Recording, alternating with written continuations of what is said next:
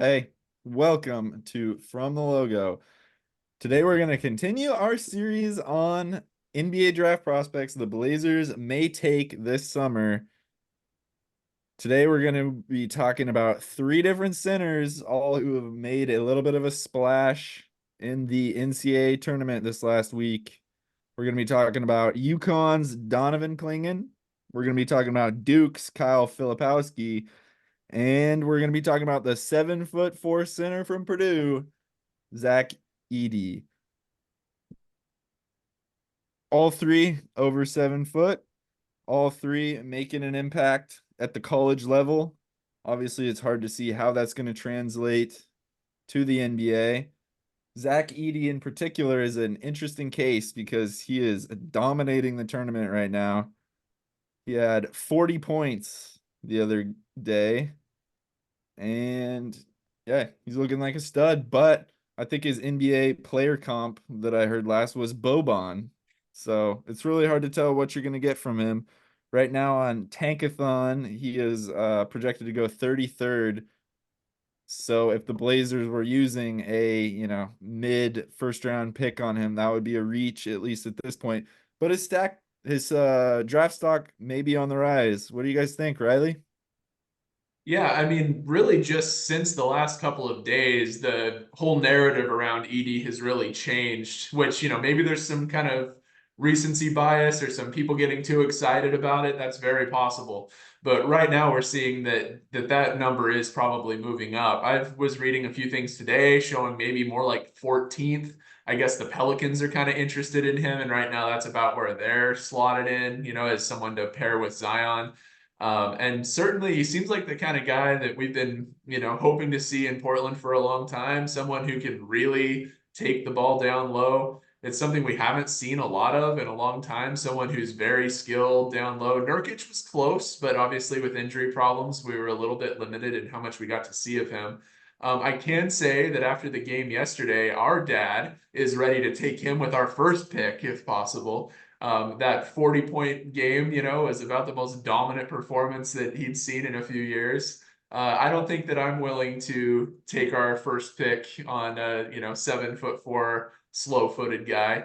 But honestly, that kind of mid-round pick, I don't know. I don't necessarily think that he is going to be 33rd. I think he might be better than that. I think that the way that he can dominate, especially smaller centers, which is going to be basically everybody, even in the NBA with him, who knows? He might be able to make a splash. So I'm taking Team Edey as a potential second pick for the Blazers. I'd love to see how it played out. I am getting Jaleel Okafor flashbacks from Edey. He can light up the college guys who are half his height. Riley, I'm sure you know exactly how that feels to post somebody up who's probably 6 inches shorter than you. I think that is where Edey excels. And yes, 40 and 16 in any game doesn't matter if you're, a 10-year-old playing against 5-year-olds. That is still big numbers. 40 and 16. That's good numbers in the tournament when it matters most. The problem for me with Edey, and you said it, slow-footed. In today's NBA, you're gonna need to come out and hedge. You're gonna need to come out and play help defense, even just situationally.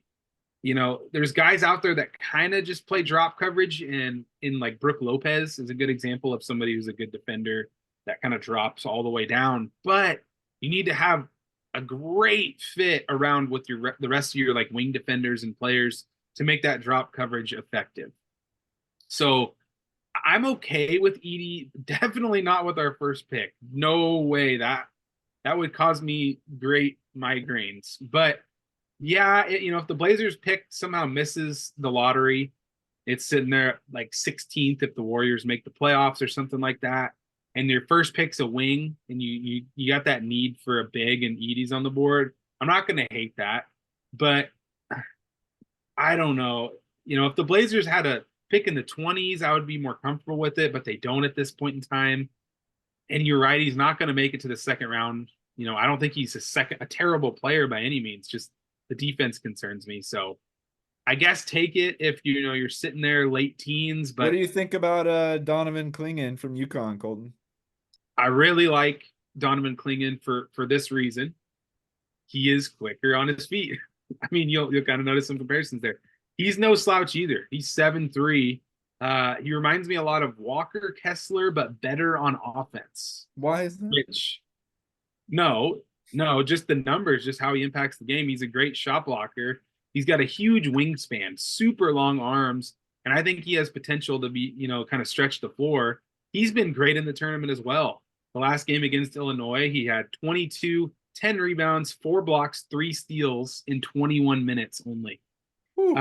I think that if the Blazers are sitting there at 5 and some of their favorite wing prospects are gone, I would honestly feel more comfortable taking Clingan that high. I'm pretty high on him lately. I know it could be recency bias as well, but he's had a good season as well. I just think his game might translate better to the NBA. That's the only reason why, I think that I put him higher, just because he's got that foot speed. So, and he's got the long wingspan, which I know Edey's huge as well, but he's quicker and he's a great shot blocker, which you need rim protection no matter what. Let's just go ahead and take Filipowski out of the conversation. I was pretty unimpressed with him in the few games that I saw. It really looked like he just couldn't really take it inside among contact. I saw him fumble the ball out of bounds several times. It just didn't look like he had great ball control going to the hoop. He was big and he was a good rebounder. He was all over the offensive glass, giving his team lots of second chances, but it seemed like it was a lot of second chances that went nowhere because he wasn't able to finish.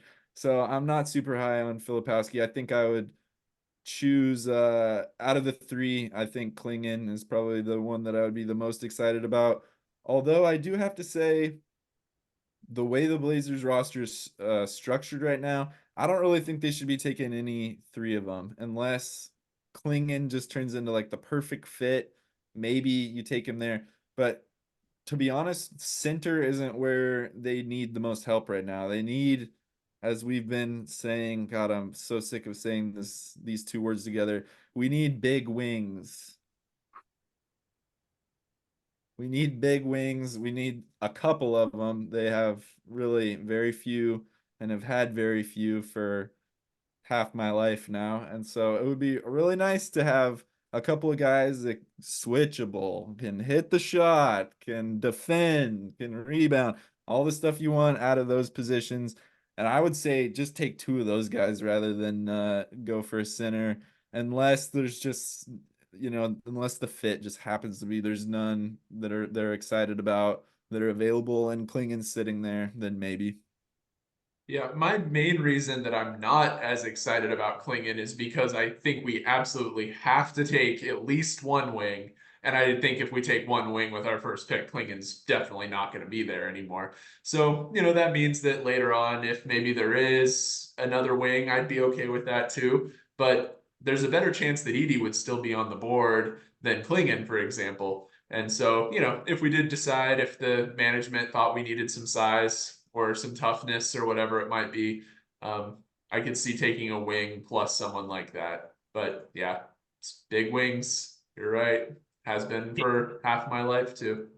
Can't be worse than Moses Brown, I don't think. So I'm fine with if Clingan happens to fall to the second pick, I'd be ecstatic about that. But I agree with your sentiment about definitely. I'm fully on board taking the swing on 2 wings. Because it seems like if they can get any kind of consistency from Ayton, anything at all resembling consistency, and you got Reith hopefully backing him up, that's not a bad 2-man, center combo. At least it could like do the job maybe for a year or 2, hopefully.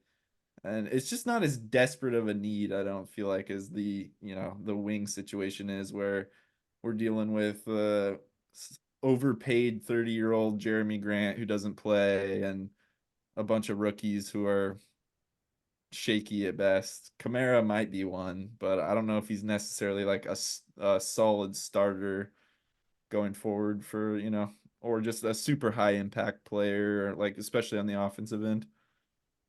Boy, Googling Clingan, he certainly looks like Walker Kessler. I can see why that's your comparison.